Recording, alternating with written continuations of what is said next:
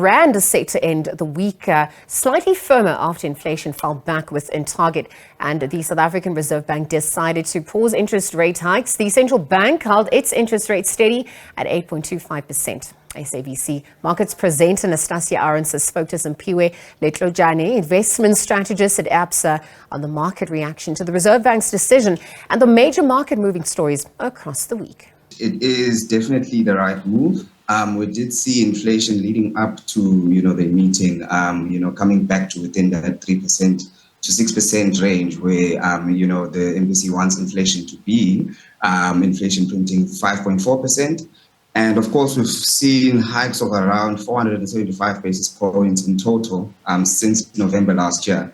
And so certainly with where interest rates are at this moment in time, it is certainly a good strategy to consider just a wait and see, because interest rates are at fairly restrictive levels, with the Reserve Bank governor also stating that in the previous meeting that they had, to say that at this level, interest rates are fairly restrictive and we may begin to see, some containment of inflation. So certainly the right move from that perspective. And then when you're also looking at it from an interest rate differential perspective, we did see our global counterparts, if you're looking at the US, also deciding to pause rates hikes there. And indeed, US inflation coming back to around 3%, which is quite close to that 2% target, which is where the US Fed wants it to be.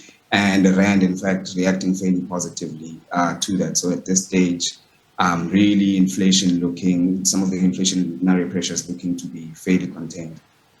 On the balance of risks, whether you're looking at the Reserve Bank or you're looking at the Fed, what is more concerning? Is it the idea of having sticky inflation or having interest rates at such a restrictive level that you risk killing the economy?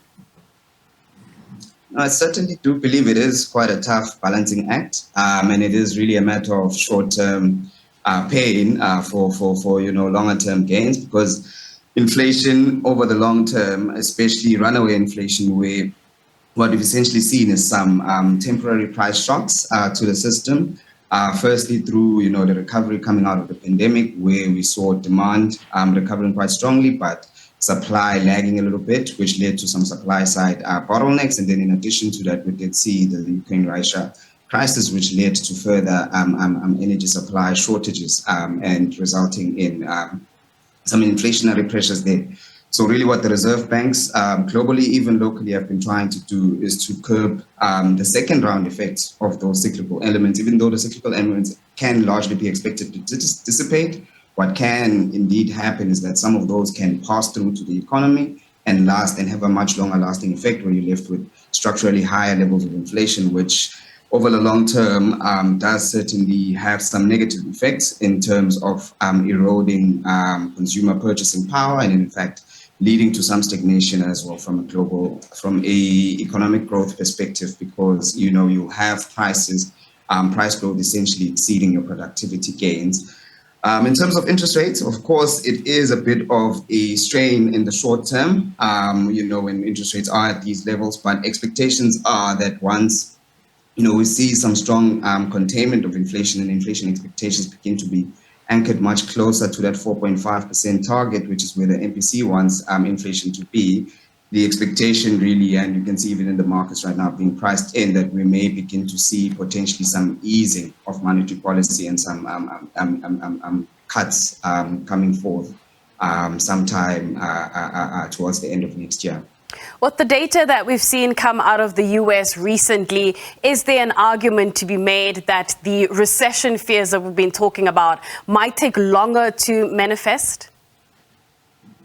Certainly what we have been seeing is some resilience, especially when you're looking at personal consumption expenditure, when you're looking at, the labor market is fairly strong, unemployment levels still very low there in the US, and personal consumption expenditure still fairly strong. But certainly with where interest rates are at these current levels, we can still expect that, the level at which interest rates are will begin to take some full effect into the economy. That is with a bit of a lag, where whilst you're hiking the interest rate, you might not necessarily feel and see those effects taking place immediately. But the expectation is that over time, we may begin to see some of those slowdowns when you're looking at the labor market slowdown and looking at personal consumption expenditure as well going forward. So with July already baked in that the Fed will most likely hike, and they've indicated that they will hike, from September, is it a guessing game? How do you think it'll play out? Yeah, certainly, I think at this stage it is a little bit uncertain. Of course, the US Fed had indicated in the previous meeting that we may still see two 25 basis point hikes coming up over the next couple of quarters before the end of the year, because they had indicated that they see interest rates ending off at 5.75%. So we may see a rate hike now in July, and then in terms of the September one, they may choose to defer that to their last meeting in November, or indeed choose to front-end load it and have the hike in September.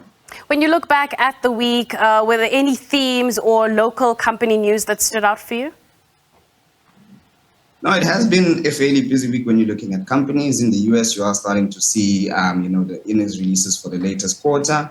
We saw a lot of banks releasing last week, and indeed this week we saw the Bank of America releasing their earnings as well. So positive earnings results from the banks, the likes of JP Morgan, the likes of Wells Fargo and Bank of America, growing earnings on a year-on-year basis, still being supported, from a net interest income perspective by, this high interest rate environment. And then we also did see Netflix, releasing their results earlier on this week, where you saw positive revenue and earnings growth, but revenue surprising markets to the downside, whereas earnings actually managed to beat expectations. And then locally, we have seen some, production volume, results from the various resource counters.